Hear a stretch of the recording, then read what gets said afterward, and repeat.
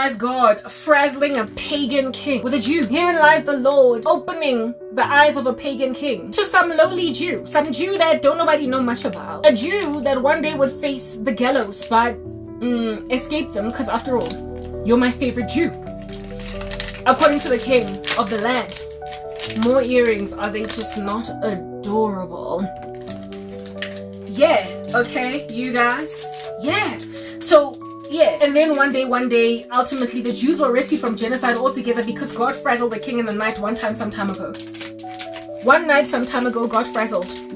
Okay, God has shown time and time again throughout the scriptures that even though people are working tooth and nail to make everybody forget someone, God is the one that can cause a king to jostle in his bed at night until he reads the Chronicles of the Kings. And that thing that he does becomes instrumental in rescuing an entire people later on. Yeah, so not only will the Lord give a righteous indignation inside the people of that person when their own person is being killed. So he puts a righteous indignation inside Jews pertaining the sorrow of fellow Jews, but then he also puts a favor in the hearts of pagan men and women, kings and queens and what have you, for that Jew, for those people, in a way that is unseemly. God does that. Intricately woven is the story, right, that is being written. So not only did the Lord create a great deal of indignation, because he was jostled in his heart pertaining the arrest of Diana by some pervert, he then put inside the sons of Judah, not Judah, but the sons of Jacob. He then put inside the sons of Jacob, essentially an indignation to utterly and comprehensively refuse. Is this a gift? I am certain I did not buy this. What is this? I mean, it's like an electronic. I didn't buy no electron. Oh no, maybe I did. I think it's headphones, because I thought mine were breaking. Yeah, Bluetooth headsets, more of them. Yeah, because I keep buying Bluetooth headsets.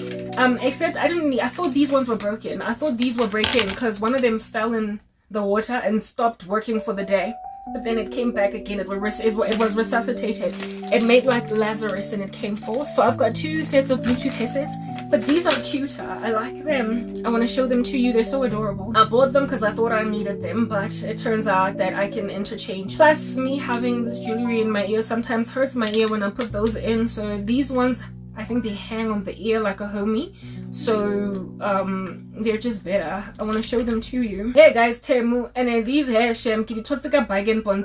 they would have retailed for something like $400. I got them for free. You know how sometimes when you buy on Temu they say get 2 for free and then the rest you must buy up to this price. This was one of the things I got for free. So yeah, some pretty stunning Bluetooth headsets. For my stunning, look at that. And they like hang on the ear like a homie. Like I say, they're not gonna give me the kind of like the ones that go in here, because I've got these tragus piercings here, and so sometimes it's just really uncomfortable for me to put a headset like in my ear. Do you remember the time? Here are these Bluetooth headsets. I put them in like that, and sometimes it's just really uncomfortable.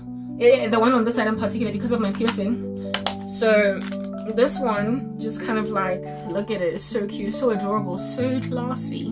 You can just kind of like hang it on the ear. It has an ergonomic design that also kind of spreads out like that, so it doesn't clip your ear, pinch it like a very angry grandmother after you've wet your bed. Yeah, because my grandmother used to pinch some children. Like, here, this belongs to this side. Yeah, definitely on the left. Let me grab the one for the right. Yeah, the one for the right. Yeah, it hangs like a homie. Rolling with the homie. Rolling with the homies. Oh, this is so excellent. My goodness, like it does not even touch my jewelry at all. So I've got like sound in my ear and it's just like hanging like a homie. It's just dangling. So it does not mess with anything. Oh, you gotta love ergonomics. What? It's just chilling there. Like, it's just chilling. It's just chilling. Actually giving me sound. Boof, boof, boof. Love it. Absolutely love it. Very cute. Yeah, but they better not break. Why would they break? I guess they would break because you're rough, Karabo. I actually want to start using these tonight, so I'm gonna go straight ahead and charge them. I'm gonna let myself do that. I'm gonna let myself charge these babies. They gonna charge. They are gonna charge. While we have a conversation, I don't even know like if it lets a guy when I was twerking. But yes, I think okay, these are fully charged. But I just want these to be like charged fully by the time I go back to watching whatever I'm watching on YouTube. So let me just plug them in because they use the exact same USB cord. Okay, listen, these are plugged in. Why is there no funny light on? Evidence that they're charging. Rolling with the Amaze. It's the same charger. Why then are you not charging? It's clear that you're not charging, because if you're charging, there should be a light. Oh, there is a light. It's on the inside. I wish I could show it to you. It is possible to show it, but I would need a longer thingy-mabobby. Let me just grab the charger on my phone right now to show you how these things work. I'm sorry, I'm very distracted, so... Okay, this charger is very long, so it can fit. You won't see it that way, but then if you open it like it's a gift, like it's a present, voila, you will then see that little thing over there, it's at 0% right now, and it's charging, baby, it's charging! Hey! It's all very stunning. It's all very, very, very stunning. It's just spectacular. Anyway, whatever. Let me take this charger out because it's charging the phone that I am utilizing at present in order to record a video. And we don't want to run out of battery over there. So let me use this other charger that's on my computer to charge this thing so it's ready by the time I am ready. I'm ready. Until I'm ready. Okay. What in the world? Like, oh, I lost the other USB thingy.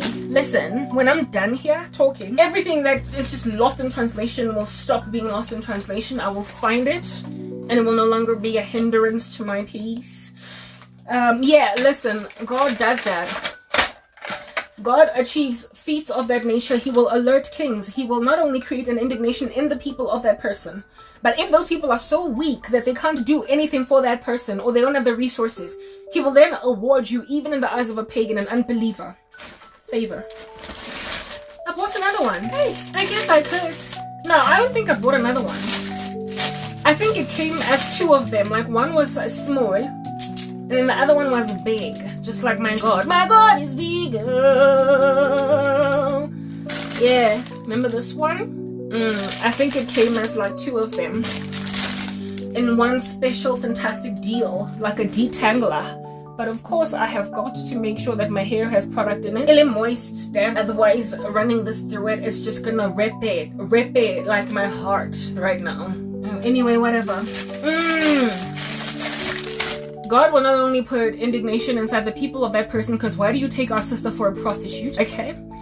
He will then, if at all you do something that perhaps Jacob is unhappy with, like how do you kill all the boys of that town, all the men of that town? Because now everybody's gonna come at us. God somehow miraculously then, as you go ahead, protects you from being come up against. So essentially you commit genocide in a town and there is no comeuppance against you. God knows how to rescue his people. He jostled Xerxes in his bed until he learned of Mordecai. Listen, you better give me scissors. I am so upset right now. Oh my goodness, I am so upset. I am literally out of my mind upset. I'm upset that this was supposed to be shearing, like the carry, you know, scissors for, what do you call this thing? To basically cut your hair, like to trim. I am so upset. What in the world is this? It's got a razor on it. It's got a razor on it, I can tell. But it's not a it's got a razor though. What in the world? Is this gonna do the job? How does this even work?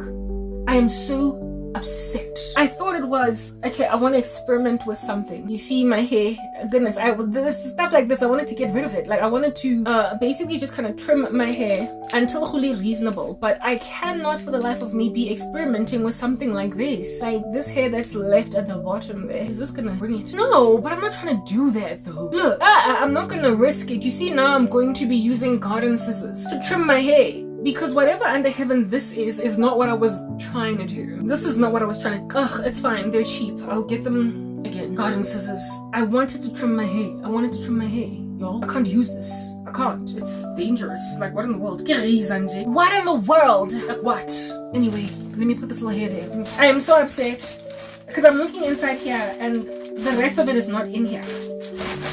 I thought I bought the whole set, Kante. I only bought this crazy little thing. I'm so mad. But not mad enough. Alright, we'll use garden scissors or we'll just purchase them again. We'll purchase the actual deal this time around. Yeah. We will purchase the actual deal and then trim our hair only then. Just leave it to grow nasty for now. until then, like, yeah, whatever. And then I bought this thing because I wanted it. I saw it on YouTube and I'm like, I'm getting it.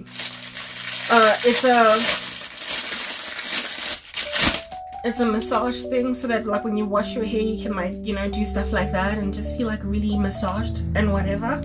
I wanted it for wash day, so I have one now. Yeah. Excellent. Okay, whatever. I'm so upset. Like the thing that I actually opened all of these things to get, I don't get it. But I'm sick and tired. Or should I cut my hair this time around in spite of not having the proper tools? Hey, with like blunt scissors. And then more earrings over here. I know I'm all over the show. God has a way of making sure that his reeling children are not left reeling alone. You might think I'm alone. You might think I'm abandoned. You might think I'm neglected. You might think I'm going nowhere and that there's no one coming for me. You might even look left and right and hope no one looks at me.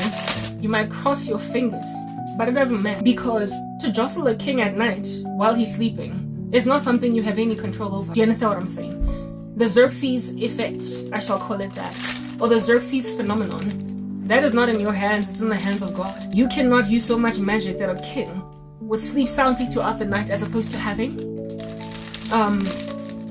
insomnia.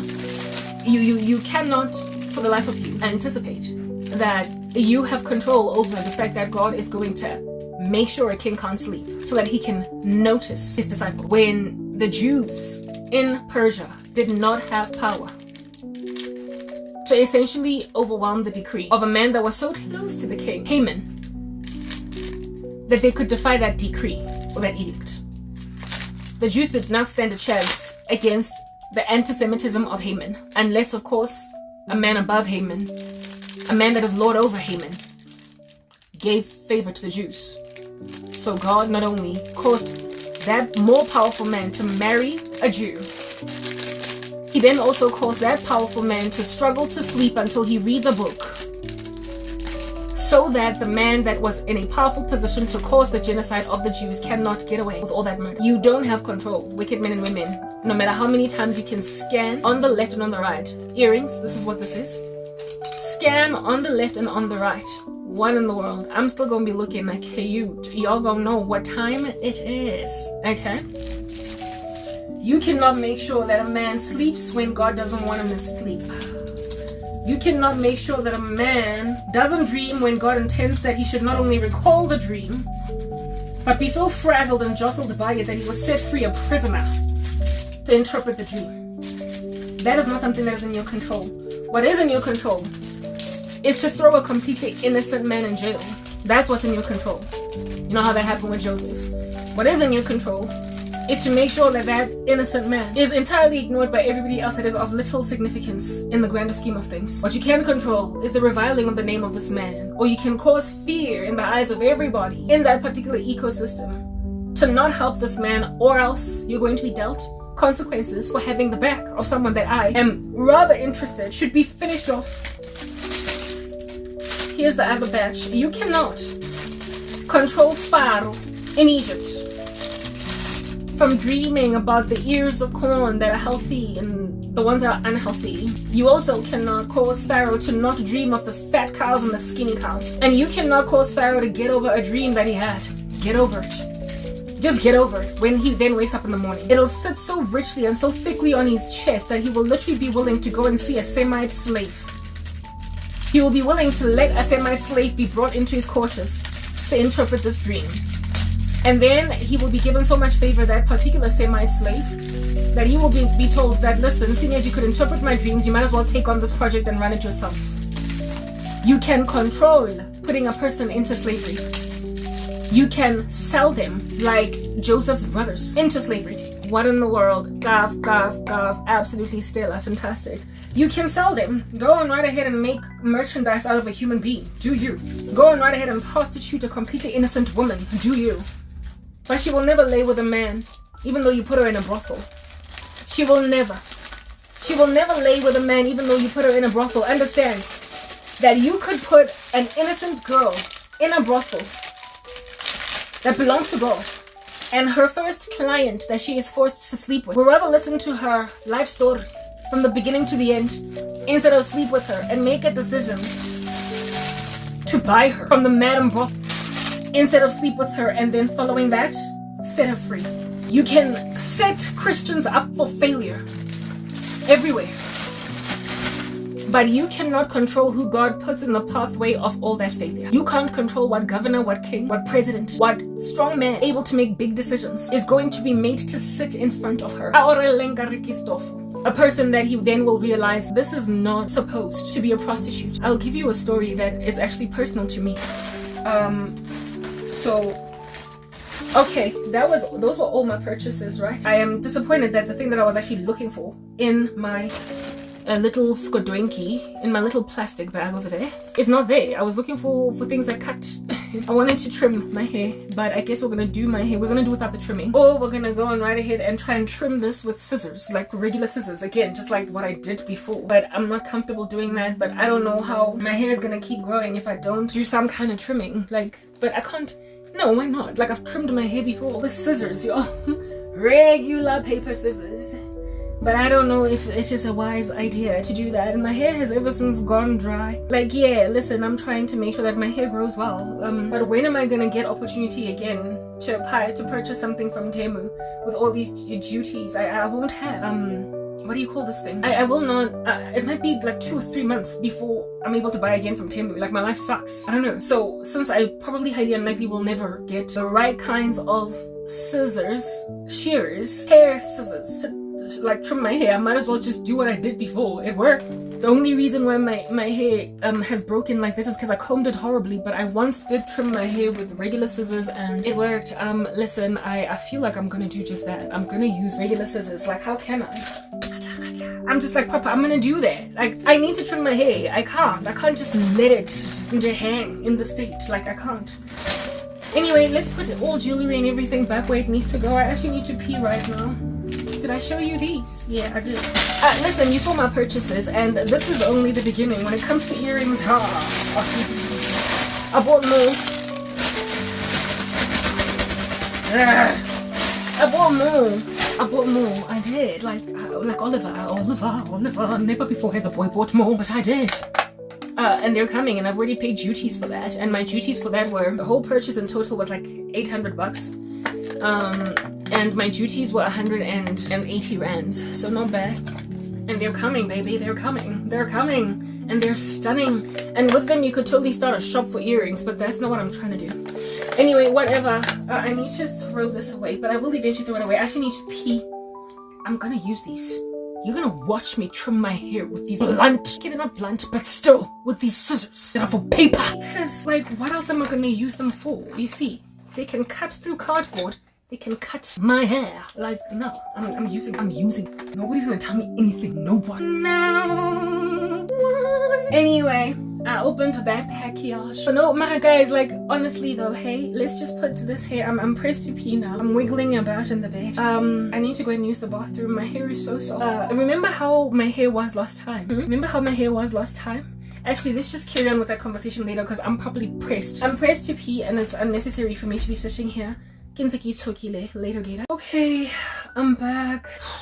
Yes, what was I saying before I left? Let me put this here because it's just more comfortable that way. You will remember my hair, how in the world it was looking after I ripped through it with a comb because I wasn't taking care of it.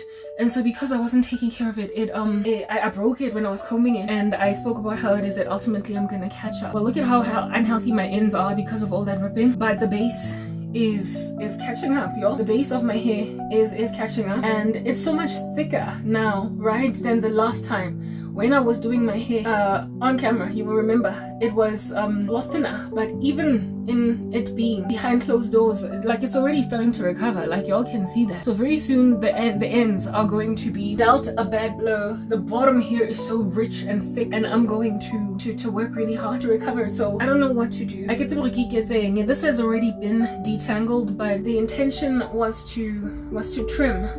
And I'm gonna do just that, y'all. Like, I'm gonna trim, but with scissors while we talk. Don't wince. That's my life. It's just the way that my life is. So if at all you are wincing because I'm busy trimming my hair with scissors, with paper scissors, it works.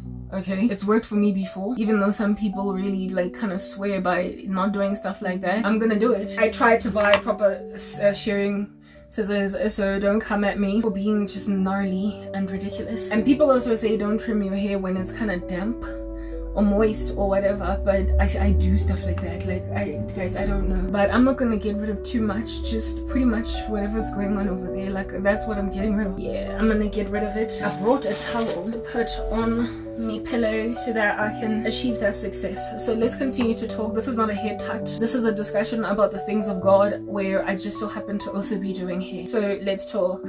Yeah, y'all. Joseph's brothers betrayed their brother, but earlier hypocrites, because that's just the nature of human beings, right? And Joseph's brothers betrayed their brother. Human nature, however, is hypocritical, because years prior, one of their own that was just taken, like she ain't Jack, Diana, just raped. And then after that, the guy who raped her insisted that I'm gonna marry her. Joseph's brothers were like, no. Like, even if our dad would just so happen, like, is willing to concede to this thing, like, the Lord knows the pain and the sorrow inside the heart of Diana. God knows how Diana feels. Do you understand what I'm saying? So Diana is like, listen, I don't want to marry my rapist. But back then, women's rights were not a whole thing. And so fathers could argue negotiate to marry daughters off to men that they didn't love. Worse in the case of Diana, even one that raped her. However, God knows the heart of Diana. God knows how Diana feels. And therefore God put indignation, irritation, a feeling of disrespect. Like, who do you think you are?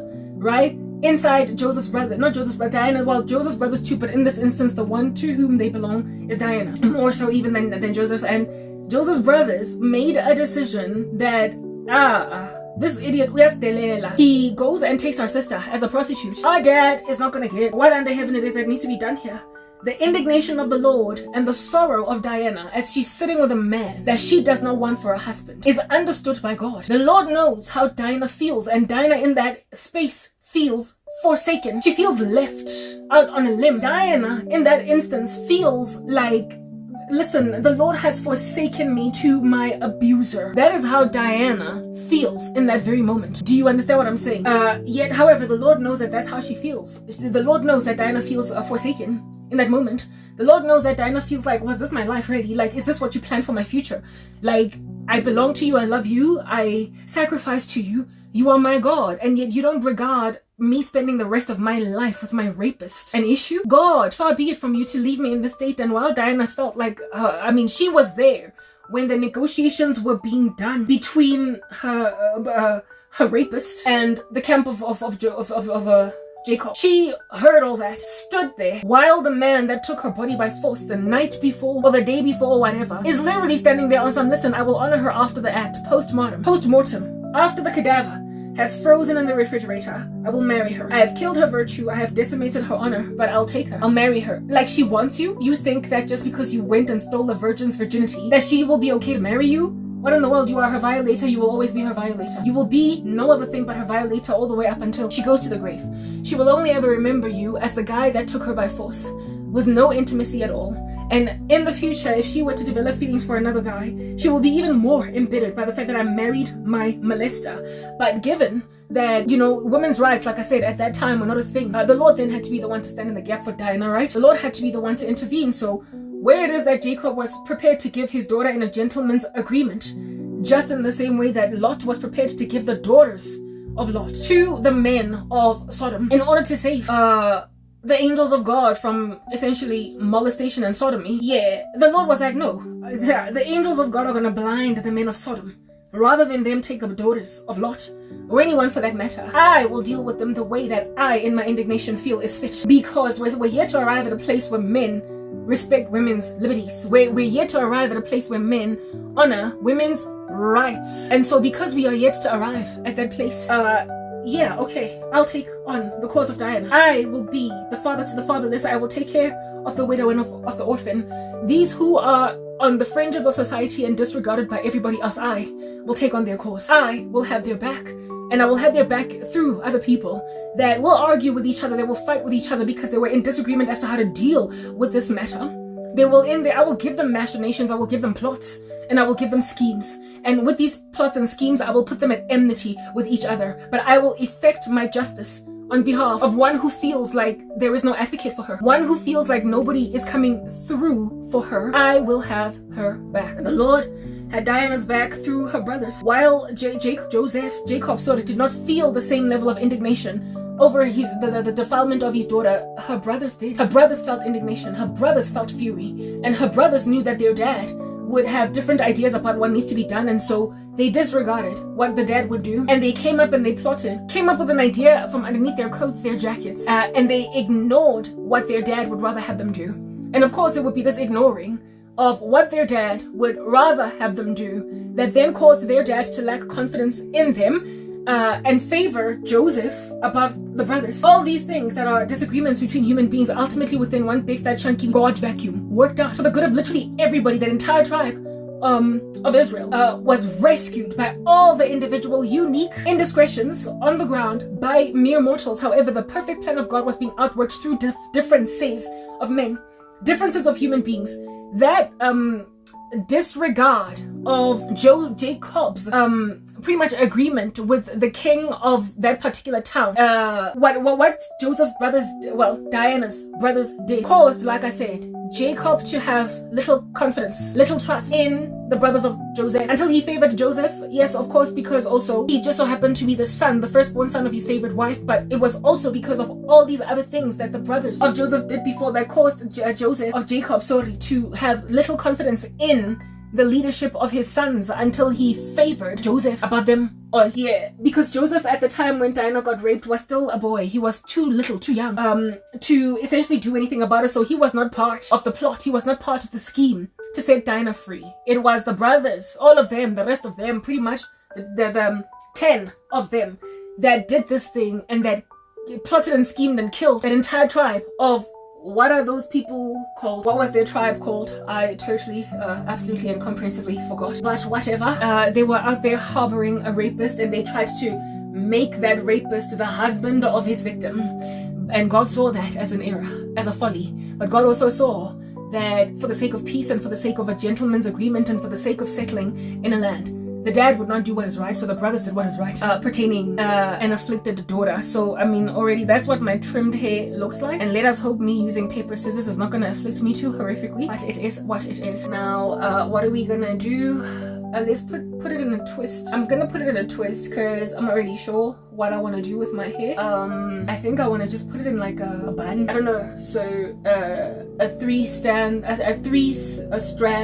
braid. A braid will be too taxing to bring down, so let's just do a twist. Okay, yeah. I've already moisturized it and everything. That's why it was archer loose when I first started doing this message. The Lord saw that Diana would not get the right judgment, not judgment, but the right justice, and also that Diana was facing a future of essentially being trapped with a man that she finds disgusting, under whom she has got a severity of PTSD. God saw that and gave Diana freedom. However, that freedom that Diana was given came at caused division in the camp, and it caused the sorrow that would befall Joseph later on. It caused the follow that would befall Joseph later on as he got older and he was a teenage guy, a teenage boy that was his daddy's favorite, teacher's pet, and the annoyance of his brothers. It caused that whole situation. It totally brought it on board, and so therefore the future of Israel, it appeared, hinged on the decision of the brothers of Joseph to rescue their sister. But these hypocrites did to Joseph what was done to Diana because of their envy and their jealousy. So they were jealous for Diana as their sister. They loved her, and so they protected her in this fashion, and it caused the whole camp to have to immigrate from that particular ecosystem, from that area, right? But in the future, it would be the exact same thing that then got done to their brother by them, where they would betray the living daylights out of him and make him live in a town and a city that he does not respect neither appreciate, amidst pagans, and not want to be there. Not want to be there, and yet he is there, and because he's there, he's gonna have to honor that circumstance.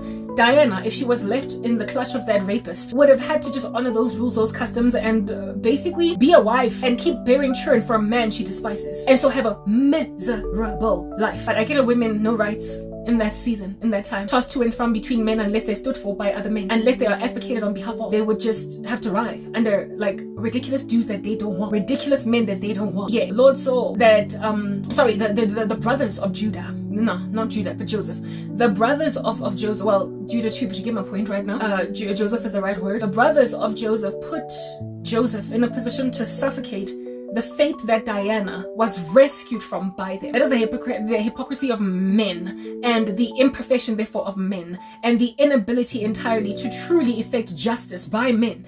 Men cannot effect justice impartially and consistently over time because their biases will always make it impossible for them to effect proper justice. So therefore, the same men that founded a heinous act to leave a woman in the clutch of her rapist put their brother in the clutch of his enslavers, jailers, captors. They put Joseph in a position to live a lifetime of sorrow, not being amidst his people, and forgetting the joy that he once had in his father's house. Diana would have been made to forget about the joy of her father's house upon being the wife of that worthless pervert, because the better days were all the best days would have been behind her, because she will have been wed off to a man that she despised. They put Joseph in a position to endure sorrow where the best of his days are all behind him. The same thing that Diana would have endured if they had not intervened. And yet they were able to somehow not see the similarities between Joseph's capture or Joseph's enslavement.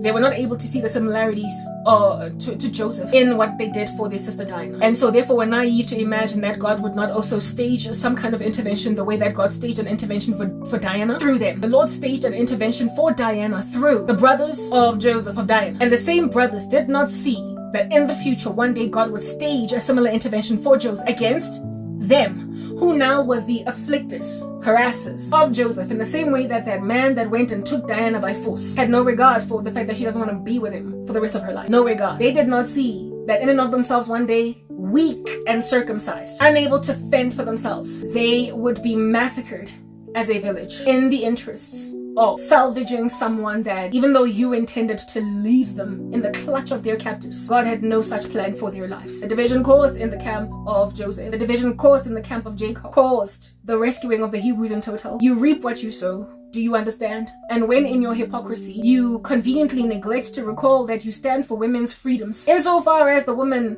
that is being dealt with presently, you are at odds with, you are full of spite concerning, the Lord will somehow bring the tables around, turned, but this time around, the tables will turn against you. This time around, the tables will turn against you. You will remember how the United Nations women, UN women after Hamas went into the kibbutz and the music festival and then decimated, ravaged Israeli women. You will remember how UN women was strangely mum. They were strangely quiet, and they were unprepared to call a spade because now we are dealing with Israel. And other women rocked up and they were like, you hypocrites. As women, you are standing for the rights of women and you don't want women to be subjugated to the tyranny of male violence. And yet, when it comes to Jewish girls and women, you are content that they should be ravaged because they're Jew? Who do you think you are? Who in the world and the heaven do you think you are? Do you think you can effect human rights in one part and yet ignore them in another? Human beings do stuff like that. You are hypocrite. You stand for women's rights. Hashtag am I next?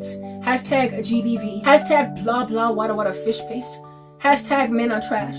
You will trend stuff on Twitter when people get killed, when people get massacred, when women find themselves in eternity. As there is a cat I cannot stand that is always bullying my cat. Ugh, I'll be back. Anyway, I didn't even have to leave. The other cat left on its own. It reminds me of these crazy guys. Anyway, like I said, UN women, right?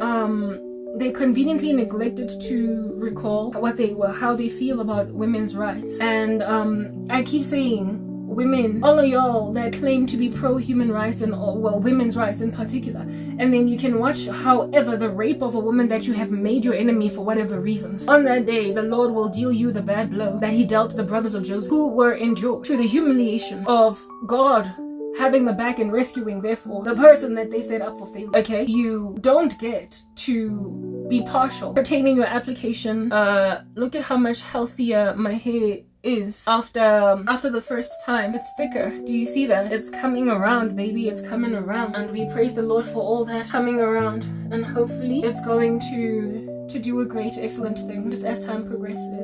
It's detangled, so detangling is just working out spectacularly for me, but we've got to get rid of just the worthless hair at the end. Anyway, whatever. Yeah, that UN women thing. Right now, so far, there is no justice, it appears, against UN women, but it tends to take time for the tables to turn. Do you understand? Just as it took a whole chunk of time for Joseph's tables to turn. The same people that established a section of the United Nations that would out here be having the backs of women. One day I'll go in and wish they had stood with Israeli victims of rape because of just how tumultuous, turbulent, and horrific gender-based violence has become against women in the world in totality. Because when you allow injustice to linger in any given ecosystem, those who are unjust, who committed those injustices, those atrocities, will be emboldened. And when then the unjust are emboldened, everybody else starts to become victim to them. And in my nation, that is South Africa, we already are suffocating from gender-based violence.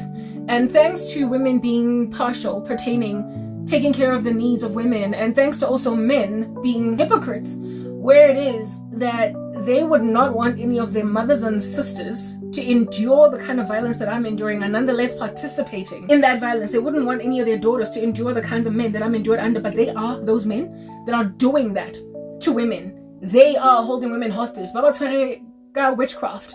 And they are saying, you're going to be my wife or else. They are raping women. They are roofing the living daylights out of them. And then after having their bodies and burping, they're saying, but I want you as a wife, I like you. They feel possessive of women in a way that basically awards these women no freedoms, right? And these women are not allowed to go and marry their own husbands that they have chosen so they can be happy. They want to trap women in unloving marriages that are cold and hostile.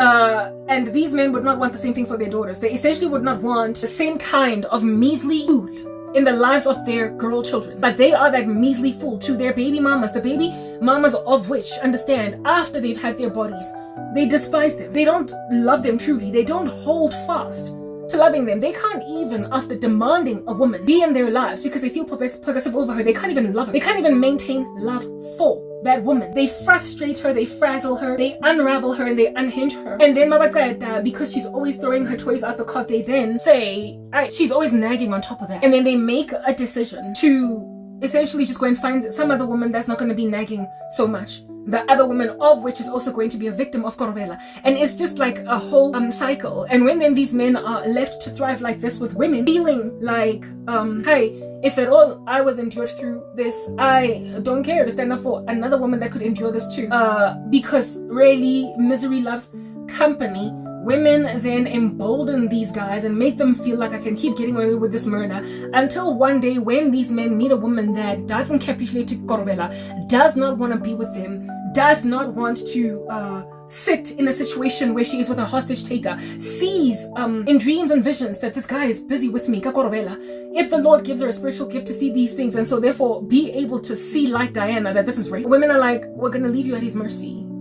Men are like, we're gonna leave you at his mercy because frankly, even though I don't use Karabo, I also want to be with you. And if you don't want to take me, I'm gonna do nothing for you. Just like UN Women, you have a women's rights organization, and yet certain kinds of women, because of your biases, whatever's going on inside your hearts, you abandon to the sword of male violence, male indiscretion, and you let them get raped, or you comment not pertaining their rape, because a rape is not a rape if it's a rape against a Jew, right? Well, in my life, a rape is not a rape if it's a rape against a Christian, and if it's a rape against a woman with whom I am in competition, or if it's a rape against a woman that is picking a bone with my deeds and my works, what I'm saying and what I'm doing, she doesn't agree with them, so she deserves to be raped. Rape then on that day being a crime, a war strategy. Rape being a weapon of war, which of course we know, according to Amnesty International, ought not be, because rape is a crime against humanity. You don't get to use rape as a war crime, not a war crime, but as a weapon of war. It's not a legitimate weapon of war. Rape, it's not like an ICBM. It is not like a gun shelling. It's not like a tank. It's not something you can use in combat and not be regarded as a war criminal. But for certain women, we're just gonna, glide right over all that understanding. For certain women, we're just going to comprehensively ignore all that which we have come to believe, that which we have come comprehensively to agree, that which as a concert we have all come into concert pertaining the veracity of it.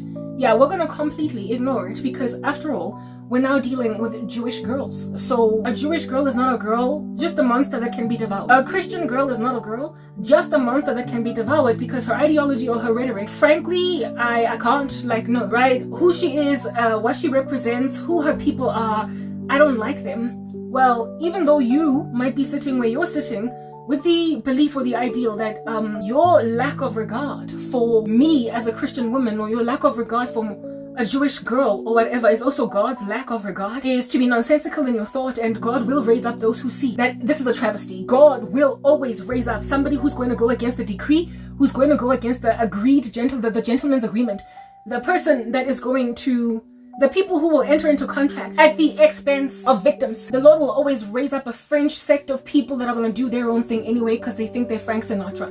They're going to do their own thing anyway, and that's going to cause a division that ultimately is going to rescue an entire people group, because God works by providence. The Lord works by providence. All things work together for the good of them who love the Lord and are called according to his purposes. Look at that. No breakage. Okay, all things work together for the good of them who love the Lord and are called according to his purposes. The Lord knows how to rescue Dinah from rape, even though it's going to cost the brothers of Judah trust in the eyes of Jacob, until he does not regard them at all in terms of a future promise in favor of his other son Joseph. And that favoring of Joseph will then also cost Joseph his freedom one day, at the hands of the very brothers who at some point saw the folly of Diana spending the rest of her life with her hostage taker. God will find someone else, is what I'm getting at. Just like what Mordecai said to Esther, help for the Jews will come from some other place if not from you. But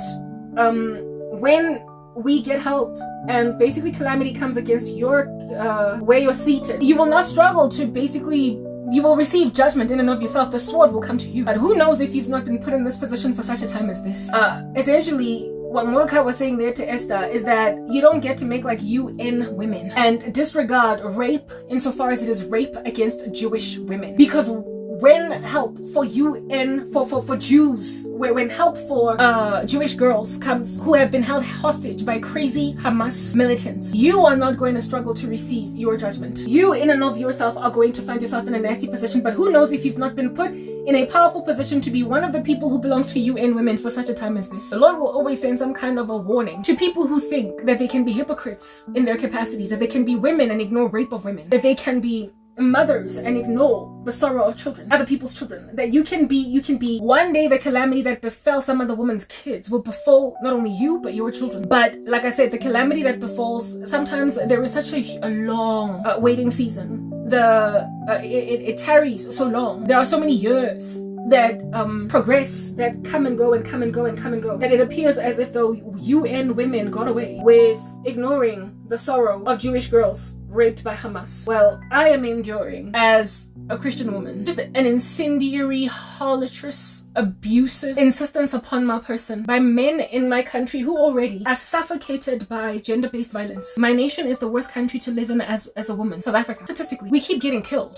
Do you understand? Like no man's business. We're just littered. Like we are trash all over the street. We are squandered. Our bodies are taken by force. If not brute force, it's spiritual force. It's sabotage. It's economic abuse in the sense that you can't work. You can't do anything unless you are with me. When on that day you sit in a marriage with a husband that made sure that you can't breathe, you can't live, you can't do anything unless you marry him. On that day when you lay with him on your wedding night, you are Diana, married to her hostage taker. You are Diana married to her rapist. That's who you are. And every woman that would have been privy to your sorrow that did nothing is the hypocrite of the century. Every woman that would have, because of their qualms that they have with your Christianity or whatever it is that they're in competition with concerning you, sat back and done nothing. You deserve then to basically be left destitute, desolate, in a country where men are taking whatever they want and are running with it. In a country where men are known to be the most violent against women. Listen, across the world, there is no worse country to live in as a woman other than South Africa. We have got a problem, a poignant one, with gender-based violence, and it's largely what I complain about in my ministry. Entitled men that feel like they can just take me, and women who live in this country think that this problem is 10 houses down the road. They think that this problem is the next door neighbor's issue. They never ever see that one day they might be the victim, or their children, their daughters, be victims of such a heinous gender-based violence that if you had not made like UN women, but rather did a better thing, your daughters would not have been held captive. But you see, God knows about Diana, that is facing a future of sitting in the house of a crazy guy that literally thinks it's feasible to marry the woman you just raped. He thinks it's a thing to put a ring on a finger of a woman that finds you disgusting, because women's rights are not honored, they're not regarded. But God sees that this is a travesty, and so the Lord will arrange, like I said, Diana's brothers, even if it is at the expense of the decree of Jacob himself. But Jacob will one day face the sorrow of losing his son Joseph, precisely because of that very thing that he did with Diana. He would not do what is right by his daughter.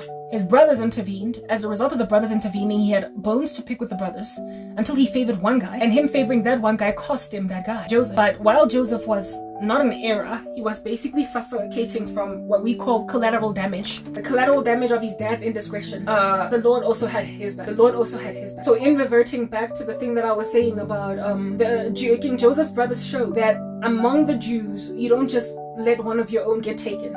They show that they had it in them. And so therefore, it is evident from what happened with Diana that if there was even a small little suspicion, a whiff of a suspicion that Joseph was still alive, just like what happened with Diana, a man that belongs somewhere else, that would be happier somewhere else, that belongs to a certain people, has been taken by another people. Once it got discovered, learned that that's a thing, there would have been an immediate effort to get him out. There would have been an immediate effort to get him out from wherever he is at. There would have been an effort to locate the trafficked person, the human trafficked person that was Joseph. Once the dad pulled it out of them, of course hypothetically, that they sold him to slave traders, Joseph would have traveled, sojourneyed, taking some of his men, Jacob. He would have journeyed, taking some of his men to where these slave traders are at and basically say, where's my son? I'm willing to pay you for information. Wherever you have sold him as a slave, tell me. You don't have to get him for me. I got this. But I just need you to tell me where you sold him. Out of all these countries,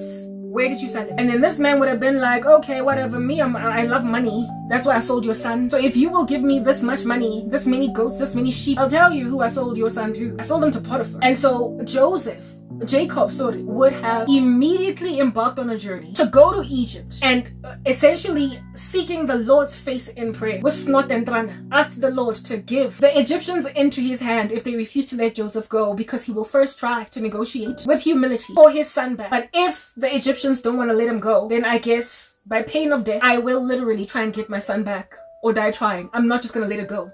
They showed that they're willing to go to great lengths to recover to themselves he who or she who was taken from them. They showed with the story of Diana that they were willing to go to great lengths to recover one of their own to them. Even if amidst them there is a difference of opinion as to what needs to be done over here, the Lord is the one that churns in the heart a gumption, a determination, a gung-ho, if you will, to do what is rather right and ideal for the victim. Because sometimes when people negotiate with foreigners, they don't think about the best interest of the victim. They only think about the best interest of the collective peace. They think about the best interest of what makes for the most sound outcome for everyone to be okay. They don't have they have a democratic mindset. In other words, like majority rules, or rather individual unique human lives. They have a collateral damage mindset, and in individual unique lives are of limited importance in comparison to the grander scheme of what we're trying to do. The whole big thing that we're trying to achieve,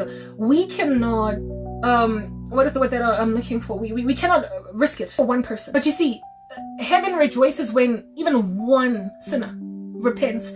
So God looks very carefully at one disciple. And if this disciple is in distress and feels forsaken because people have got a national mindset in that, listen, if we leave them out on a limb, the country lives, the country survives. Which is the reason why I am kind of I'm impressed with Israel and how it is so determined for its hostages in Hamas. Not in Hamas, but in Gaza, having been taken by Hamas on that fateful day. And while the rest of the world is like, listen, we imagine that some of these hostages are not going to make it, just do what it takes to finish the war. Do what it takes to finish the war so we can get, so we can finish, but that might mean collateral damage. That might mean some hostages die. And the Israeli government refuses to just hastily act in a way that could hurt hostages. That's how the Lord operates. Do you understand what I'm saying? He cares for unique people, for individuals. The Lord cares for individuals. The Lord has the back of people that nobody is looking at. So when people are making hostage deals or negotiation deals pertaining people, sometimes they've got that mindset, yeah, what is the national interest? They don't so much think about what is the unique individual family's interest, the bereaved, those that stand to lose sons, those that stand to have funerals. They don't think about them. For them, it's just, what's one person out of an entire country?